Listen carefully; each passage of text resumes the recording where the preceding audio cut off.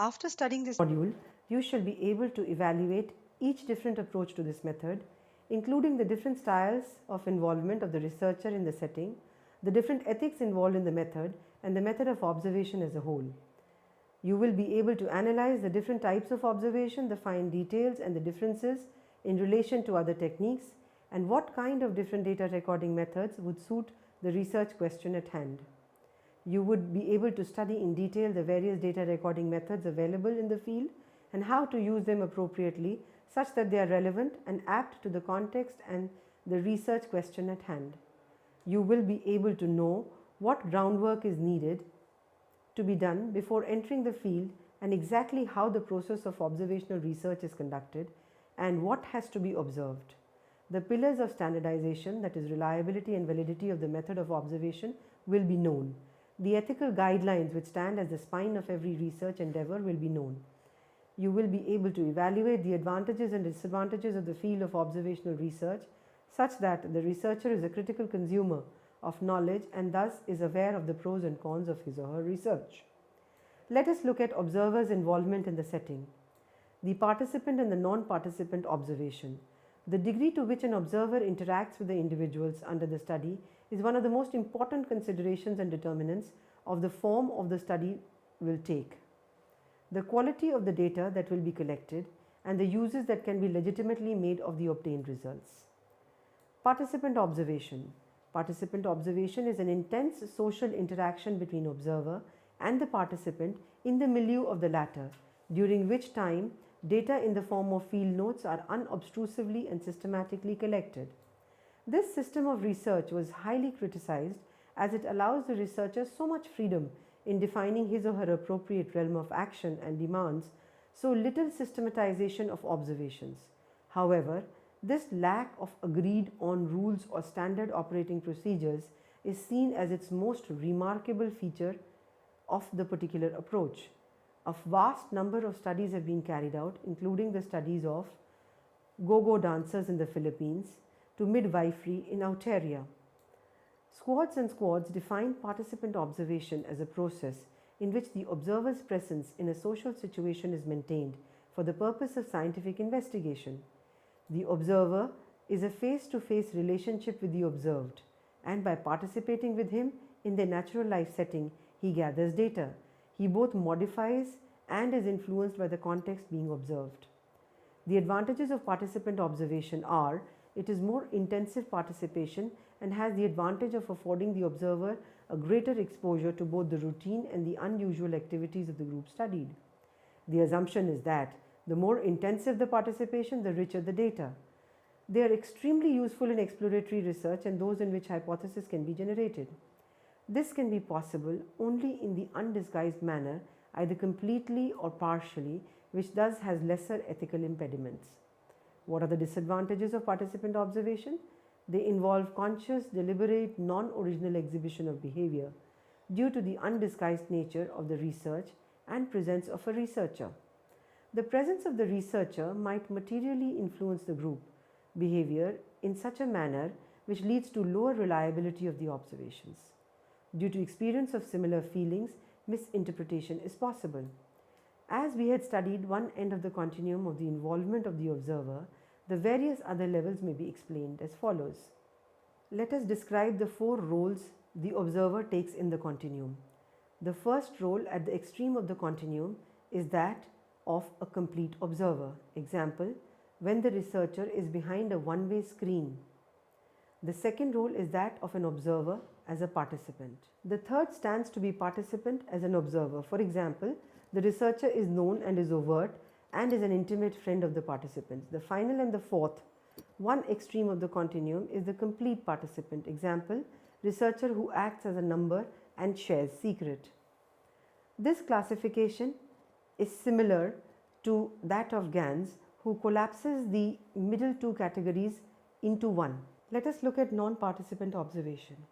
Having discussed above the previous extreme of participant observation, non-participant observation can be explained as a situation wherein the researcher is not the part of the group he is studying and stays aloof from the group, as in being a complete observer or a peripheral member as explained above. The advantages of non-participant observation are: more objective form of observation is possible, leaving no scope for misinterpretation due to identification or attachment.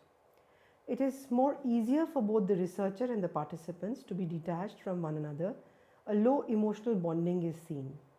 The observations are more reliable and valid due to the above features.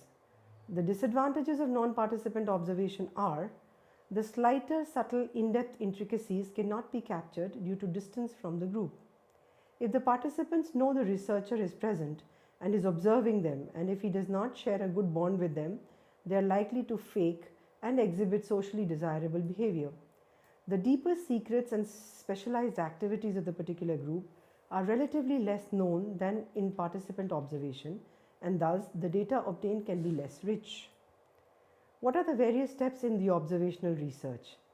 First, to prepare oneself and choose a research topic through literature review. Selection of a field and gaining access to it. Familiarizing with the field, social relations with the members. Adopting a social role and getting along. Watching, listening and collecting rich and quality data. Analyzing data to generate and evaluate working hypotheses. Focusing on specific aspects of the setting and using the theoretical sampling. Conducting field interviews to supplement observation with informants. Disengaging and leaving the setting. Completing the analysis and writing a research report. As is shown in a flowchart in the module, the observational research flows some steps which can be broadly and briefly explained as follows. Preparing oneself and choosing the research topic.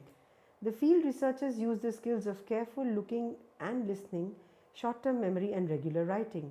Thus, before entering the field, one must prepare oneself by practicing observing the ordinary details of situations and later writing them down. Reading of literature helps one learn concepts, potential pitfalls, data collection methods, techniques for resolving conflicts, and thus ultimately gain familiarity for emotional preparation to enter the field. Keeping an open mind, getting rid of preconceptions and defocusing. These are two types of defocusing. The first is getting a feel of the overall situation before deciding what to include or exclude. The second type of defocusing is not completely focusing on one's role as a researcher. It is important to extend one's experience much as possible in the field without saying a primary commitment to being a researcher. Another preparation for observational research is self-reflection and self-evaluation, which also affects the process of research. Also, observational researchers are also found to have changed the observer in some way. Either they adapt new values, interests and moral commitments, or give up some. Selecting an observable site and gaining an access to it. A site is wherein an event or activity occurs, a socially defined territory with shifting boundaries. A social group may interact across several physical sites, and then the field site, in order to observe their interaction, would include all these sites. A case is a social relationship or activity. It can extend beyond the boundaries of the site and have links to the other social settings. A researcher selects a site, then identifies cases to examine within it. There are three factors that are crucial while choosing a research site: richness of data, unfamiliarity, and suitability. The site selected should be a rich source of data relating to the phenomena or topic to be studied. It is better if the site presents a web of social relations, diverse activities, and events in an unfamiliar place, because it is easier to see cultural events and social relations in a new site. The suitability must be checked to consider practical issues like the researcher's time, serious conflicts among people in the setting, etc. Physical access to the site may not always be easy, as the researcher is not always readily welcome to enter in places like private firms, clubs, a person's home, legal and political offices, prisons, hospitals, etc. Thus, prior permission for conduction of research must be made a point to remember. Familiarizing with the field relations with the members. Knowing the field site intricately and the members of the setting just enough, depending upon whether the observation is a participant or a non-participant observation, is an important part of the research process. Adopting a social role and getting along. Field rights can be arranged on a continuum by the degree of detachment or involvement the researcher has with the members. At one extreme of the continuum is a detached outsider. At the other extreme is an intimately involved insider. The decision of the role to adopt within this range can be seen to be done, and then actively getting into the field role sets the researcher on the path of research. Watching, listening, and collecting rich and quality data. A good field researcher uses all his or her senses, noticing whatever is seen, heard, smelled, tasted, and touched in a very keen manner. The researcher thus becomes the instrument that absorbs the information. He or she observes the physical setting, the surroundings, the dressing of the people, what they do, how they sit, the context of observation, and almost everything one can think of. It is better to err by including everything than to ignore potentially significant details. Listening helps the researcher to capture the details like the language, phases, accents, incorrect grammar, etc. Used and argot used by any two individuals, if any. The argot is a specialized language people use of a subculture while giving clues about how they view the world. Watching, listening, the third step now moves on to recording the data. The information may be recorded in a variety of ways, depending upon whether the observation is structured or unstructured. Some of the data collection methods are taking notes, which may be jotted, or analytical memos, maps and diagrams, machine recordings including audio, videotapes, etc. This is the most important part of the observational research paradigm. Analyze data to generate and evaluate working hypotheses. While the data collection is still in process, the existing data is analyzed to recognize any important themes that emerge, and if the research must go in the direction of collecting evidence for these themes. Thus, improvements and changes might be made in the previously stated research question and hypothesis, or they might be completely replaced by new ones. The focus on specific aspects of setting and use theoretical sampling. After getting an overall picture of the field, the researcher now focuses on few specific problems or issues.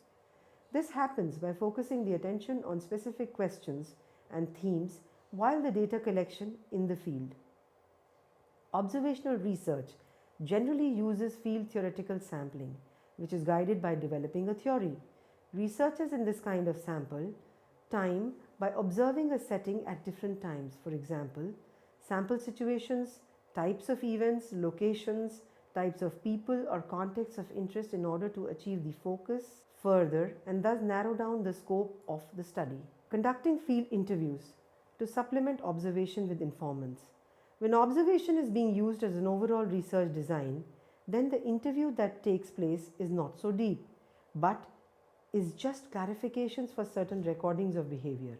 However, if the research design is a combination of both observation and interview, the interview is usually a deep one. Seeking clarification is important to assert the accuracy of the recordings for analysis that assists the researcher's reflectivity. Disengage and leave the setting. Since the researcher might be in the field for long, and depending on the engagement he or she shows in the field, it might be emotionally painful for both the researcher and the community member to disengage from the setting, more so when the researcher is greatly involved. Leaving might affect in many ways. However, the process of research cannot move on without the process of disengagement with the field to occur. Complete the analysis and write the research report. The analysis is completed through quantifying context analysis, discourse analysis, or any appropriate method, and the results are interpreted and discussed. All the findings, along with the methodology adopted, are presented in a research report for the scientific and general community for sharing knowledge, critique, and evaluation. Thus, these are the steps that observational research observes. Let us look at the data recording in observation research. What to observe? Participant observation has to be selective. It cannot create an all-embracing picture. On the contrary, some objects are brought into limelight and the others are left in the background. Firstly, sensitivity towards certain concepts, then others affects what to observe question. Then, theory provides indications of what to observe. The possible subjects of observation may be classified into the following areas: physical setting, social setting, formal interactions, informal interactions, interpretations of the social actors. However, this classification of what to observe is only one of the possible ways of classification. However, in particular, observation, an initial preliminary descriptive phase, is involved, in which the external visible features of the study environment are outlined, followed by a phase of genuine interaction with the protagonists. Physical setting, the description and scrutiny of the structural layout of the areas in which the behavior takes place, and later to give a detailed account of this in the research repost, is an important phenomena to be observed.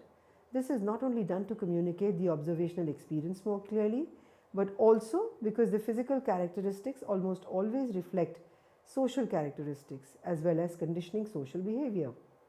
The researcher, however, should not evaluate the novelist, but should provide descriptions rather than evaluations or impressions. Thus, rather referring to a neighborhood as depressing or socially deprived, he should describe the state of the roads, the shops, the typical housing, etc. If the study is conducted in a firm, information should be provided about the location of offices, the position of common areas like canteens, etc. Social settings. The human element while the study of phenomena is carried out is also to be described the same way as the physical environment. This would involve describing the people seen in the streets at various times of day and night, how they dress, the purpose of their movement like going to shopping, etc., their family income, expenditure, and so on. When the study focuses on social change, the history becomes important, and thus any remnants of any individual, their photographs, etc., becomes worthy of observation. Formal interactions. By formal interactions, we mean those interactions where the roles are pre-established and relationships are played, mostly between individuals and institutions and organizations. In this regard, the researcher might observe how communications take place among various hierarchical levels in firms or the dynamics of a group meeting. The researcher would then describe the physical and social settings and then describe the actions and the interactions and the decisions made in the meetings of the group of people and so on. Informal interactions. The informal interactions in most cases constitute the core of the participant observation. They are difficult to study, moreover, since their observation involves scrutinizing a multiple different situations. It is impossible to provide rules or guidelines. Firstly, the observer can begin with the physical interactions. In every social situation, it is defined by the place, the actors, and the actions. Then, repeated observations give rise to a pattern in repeated individual acts, and then these are described. The participant observer needs to be aware of all these scraps of everyday life. If he wishes to analyze them, he must learn to observe and isolate them. However, the scope of the study will gradually focus more closely on specific objects and social processes and thus become narrower. Social actors' interpretations. In the interpretive paradigm, the individual observed is not merely a passive object of research, but becomes an active protagonist. His interpretation of reality is therefore a constituent part, not simply an accessory of scientific knowledge. In this perspective, his verbal communication with the observer becomes a preferential channel of communication. How to observe? The how of observation always includes the collection of data, or in other words, the recording of data. There are many ways of recording observation. The selection of a method of recording depends upon the purpose of observation. Let us first look at narratives. The researcher records a description of the interaction in his or her own words. Usually, he or she makes brief notes while observing the interaction, and soon after the observation makes detailed notes of while observing in a narrative form. Some researchers may interpret the interaction and draw conclusions from it.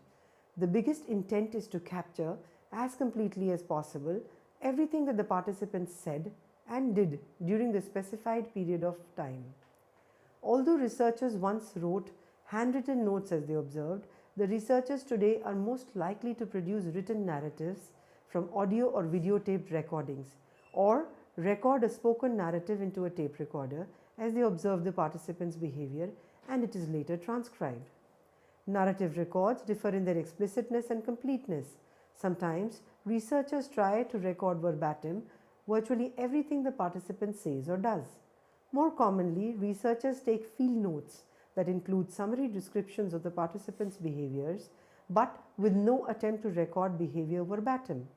The biggest advantage of this method is that they provide a deeper insight into the interaction. However, the disadvantages are that the observer may be biased and thus the interpretations might also have been biased. An important part of the interaction might get missed as the researcher is more involved in observing. With different observers, the comparability of the researcher's recording narratives would be a problem. They cannot be analyzed directly by quantifying the observations made. Checklists. Narrative records are classified as unstructured in nature. In contrast, there exist structured and systematic methods of collecting or recording observations. A structured observation method is one in which the observer records, times, or rates behavior on the dimensions that have been decided upon in advance. The simplest structured observation technique is a checklist or a tally sheet on which the researcher records attributes of the participants such as age, sex, and race, whether their rights behaviors were observed. In some cases, the observers are interested only in whether a single particular behavior occurred. Although checklists may seem to be an easy and straightforward way of recording behavior, researchers often struggle to develop a clear, explicit, operational definition of target behaviors. Thus, checklists only gets the quantitative aspect of the study and not the qualitative aspect of the study. Observational rating scales. For some purpose, researchers are interested in measuring the quality or intensity of behavior. For example, if a developmental psychologist may want to know not only whether a child cried when teased but how hard he cried, the observer might rate the child's crying on a 3-point scale, with 1 being slight, 2 being moderate, and 3 being extreme. These kinds of rating scales may be subjective decisions and thus the variables need to be operationalized. These kinds of observations do not provide in-depth information about the interaction. Error of central tendency. Unless the observer is extremely confident of her ability to access an interaction, she might tend to avoid the extreme positions on the scale, which is named the error of central tendency. Elevation effect. Some observers prefer certain selections of the scale, just like some teachers are strict markers or not, and this tendency to use one part of the scale is known as the elevation effect. Halo effect. This error enters when the way the observer rates an individual on one aspect of interaction influences the way he or she rates that individual on all other aspects of interaction. Recording can be done using scales or using categories, which is then called categorical rating or recording, and when the observations are videotaped, it is recorded on mechanical devices. Recording on mechanical devices. Observation, especially of these days, is usually recorded on a videotape or a tape recorded and then observed, transcribed, and analyzed. The advantages of taping the interaction is that the observer can see it as many number of times before drawing inferences and can also invite other professionals to view the tape in order to arrive at more reliable and objective conclusions. However, the disadvantage is that some people may feel uncomfortable or may behave differently before a camera. Therefore, the interaction might not show the true reflection. However, the audio tape recording poses lesser threat due to greater chances of confidentiality, and thus they are good options for recording the observations. The same as the above goes with recording done by clicking photographs of significant observations. However, if allowed, videotape is a better option as the flow of interaction is maintained, unlike a snapshot. Now let us talk about the reliability and validity of observation as a research method. Validity in observations. There are questions about two types of validity in observation-based research. In effect, comments about the subjective and idiosyncratic nature of participant observation study are its external validity. How does one know that results of this one are applicable to the other situation? In participant observation, it is feared that researchers' judgment will be affected by their close involvement in the group related to the internal validity of the method. Through sampling, the researchers employ a way of checking on the representativeness of the events that they observe and of cross-checking their interpretations of the meaning of those events. Thus, in addition to external validity, Observation, especially participant observation, must also have rigorous internal validity checks. There are several threats to validity and reliability. Here, for example, the researchers, while recording the present events, might be unaware of the antecedent events. The informants might be unrepresentative or not so rich sources of information. The presence of observer might bring about different behaviors. The researcher might go native, becoming too attached to the group to see it sufficiently dispassionately. To address these issues, some suggestions about triangulation of the data sources and methodologies as a way to increase validity and reliability have been given. Reliability. Practitioners of structured observation have been concurred with a degree of inter-observer consistency. Essentially, this issue entails considering the degree to which two or more observers of the same or similar behavior agree in terms of their coding of the behavior on the observation schedule. That is, the inter-observer consistency. The chief mechanism of assessing this component is a statistic called kappa. A second consideration in relation to reliability is the degree of consistency of the application of the observation schedule over time. This is intra-observer consistency. This is clearly difficult because of the capacity for and often necessity for people to behave in different ways on different occasions and in different contexts.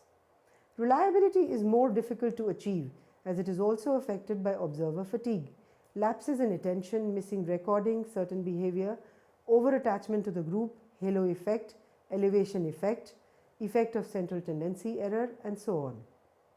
However, some studies have been able to show high reliability. There is no doubt that the observers can be trained to use complex coding schedules with considerable reliability. There are a few ethics in observational research. Observational research is a part of field research and has conflicting ethical issues which can be stated as follows. Deception. The issue of deception gets in when usually the research is covert or many assume a false role, name or identity, or may mislead the numbers in some way. Covert research is never preferable and never easier than overt research because there is always the constant fear of getting caught. However, some topics can only be researched through covert research. Confidentiality. A researcher learns intimate knowledge that is given in confidence. He or she has a moral obligation to uphold the confidentiality of the data. This is done by keeping information confidential from others in the field and disguising members' names in the filed notes. The researcher can also use old memos, newspapers, articles, etc. as a source of information instead of reporting the source as the participant. Involvement with deviance. Researchers conduct observation research on people who engage in illegal, immoral, or unethical behavior, face additional dilemmas. They know of this and are also sometimes involved in illegal activity. Giving voice to the unheard. The researchers who conduct a study on those without power are criticized for being biased. This is largely because they give voice to those who are generally unheard in the society. Publishing field reports, the intimate knowledge obtained through observation created a dilemma between the right of privacy and the right to know. One cannot publicize the secrets of the participants, violate their privacy, or harm their reputations. Yet this is not possible as whatever learned will remain hidden and it becomes difficult for others to believe the report if the critical details are not discussed and omitted. Some researchers suggest asking members to look at the report and verify its accuracy and portrayal of the person in print. However, if not possible, the researchers must keep in mind the members' privacy. Let us look at some of the advantages and limitations of the observational research. The observational research, with its flexible and emergent research design, is effective for exploring topics about which little is known. It is thus used for exploratory research. The rich descriptions in the recordings result in a deep understanding of the phenomena. It is particularly powerful when combined with other methods such as interviews. It is well suited to both the discovery of new information and validation of existing knowledge. It has good ecological validity as it follows the concepts of naturalism. This method can not only tell us what is going on, but also who is involved, when and where things happen, and may show a high correlation, suggesting why things happen as they do in a particular setting. It can also prove accounts of non-verbal data. When conducted in contrived settings, replication is also possible. The chronology of events can also be observed and continuities over time can be looked at. The use of modern technological equipment such as video recorders or tape recorders allow more permanent records to be made, which can be independently analyzed and reanalyzed in detail, ensuring reliability. Thus, observational methods can be seen to be very important parts of the research methodology of behavioral sciences. What are the limitations of observational research? Only the overt behavior of a person can be observed, but no clue about the internal cognitive processes and emotions can be drawn. However, inferences can be made. Infrequently occurring acts are difficult to capture, even with prolonged time spent in the field. Observation requires a substantial amount of time and other resources and is usually tied to one specific setting, raising questions to transferability of findings to other settings. As the method is very dependent on the ability of the observer, it is subjected to observer bias, which researchers can channel both in their observation and interpretation of data through what they know. There may be low external validity of the findings. A researcher, if not well trained, may produce over impressionistic, carelessly produced, or just idiosyncratic data. The researcher might record irrelevant data if the why of the problem or research is not clear. If sampling has been done and the who to research or observe is not clear, the sample chosen may be inappropriate.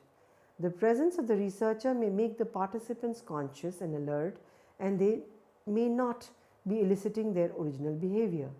In participant observation, the observer and the participants influence one another. Over-attachment may lead to misinterpretation of data recorded and also in the process of recording. Some researchers might unconsciously be selective because of their own personalities and thus miss out on the otherwise significant data.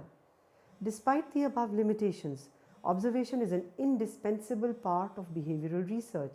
As with awareness of oneself and pitfalls of the method, the above limitations may be overcome.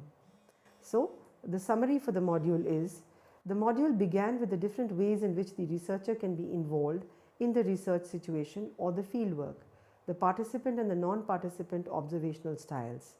Then the various methods of how to conduct observational research, the various tools of recording the observations have been explored, the different things which needed to be taken in to consider to choose as the participant in the observational research, what criteria to consider before and during the selection have been given.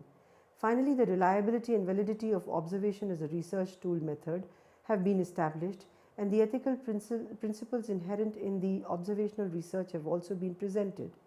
The conclusion of the discussion is done by a critical evaluation of the method of research in order to make the reader aware of all the possible advantages and the loopholes of the research method.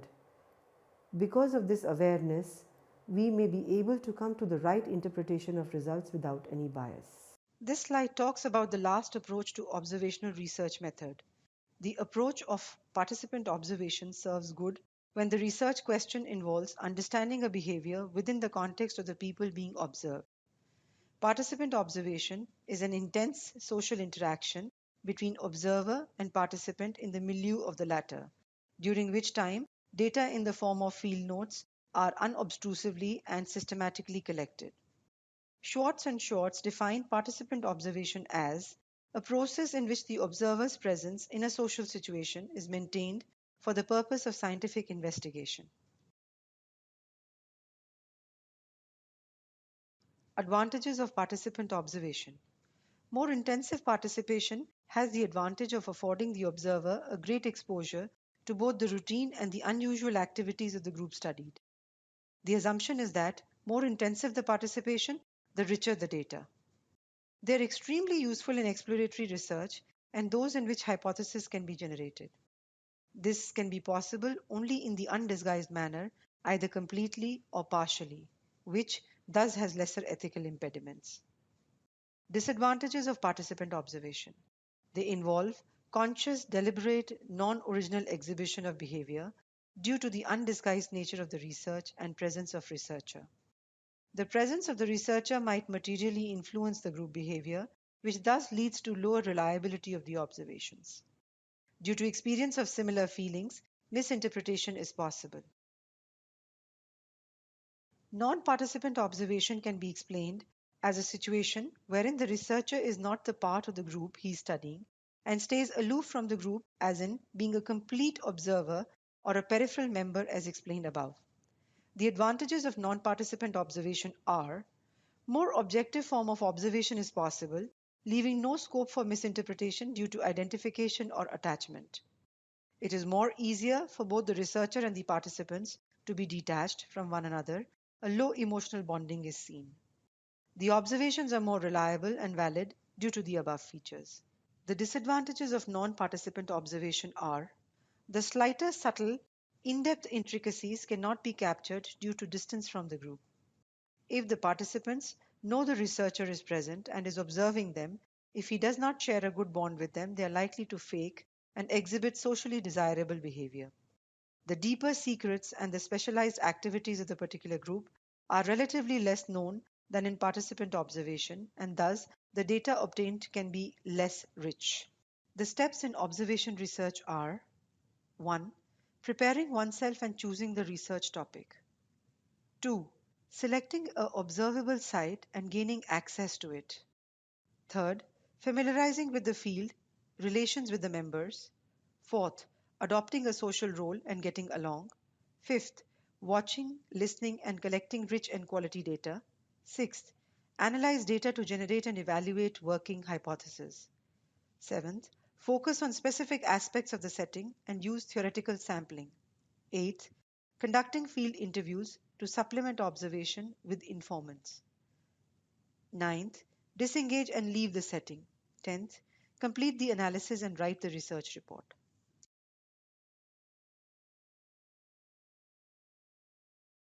We now discuss the various components to be systematically observed by the researcher in order to not miss out on the important information which might give an important understanding of the behavior being observed. They are categorized under the what to observe question, which includes the description of the physical setting, the social interactions, and description of the nature of the setting, the formal and informal interactions that take place with respect to the participant, and the various interpretations of the behavior elicited. The how of observation can be answered by how the researcher desires to observe the situation systematically. Usually, qualitative researchers use narratives, field notes, diaries, and memoirs for analysis, while quantitatively oriented researchers choose checklists, rating scales, and mechanical devices such as tape recorders, video cameras for recording and further analysis of details. We now talk about the two important pillars of instruments of research named reliability and validity. The reliability of the instrument is the consistency of scores or recording across situations, researchers, and time. The validity of an instrument is of several types, but the basic concept is whether the instrument measures what it is supposed to measure. The validity of observational evidence checked with two kinds of mechanisms: external validity and internal validity. The threat to external validity is the non verifiability of the information because of the subjective involvement of the researcher in the situation. The internal validity is, of course, limited because of the subjectivity and the reciprocal influence of the researcher on the setting and vice versa. Thus, researcher can thus take certain checks into consideration to make the inquiry more valid. These involve taking care of being aware of the biases, being attentive to the context, not missing information, objective recording, and the like. The measure of reliability is possible with inter-observer reliability and intra-observer reliability. This measure is possible with the use of structured and objective interview schedules. This, however, does not guarantee complete reliability as people behave differently in different situations. The chief component in measuring the consistency is the statistics known as kappa. Ethics. The moral guidelines of research are aimed at protecting the interests of everyone who are a part of the research endeavor. In observational research, the ethical issues of deception, confidentiality, giving voice to the unheard, involvement with deviants, publishing reports, and the like are of utmost importance as they govern the whole process of research and give a voice to the seldom heard rights of the participants and researchers. These thus help in making important decisions, which makes research a utilitarian endeavor, not transgressing the rights and dignity of any individual.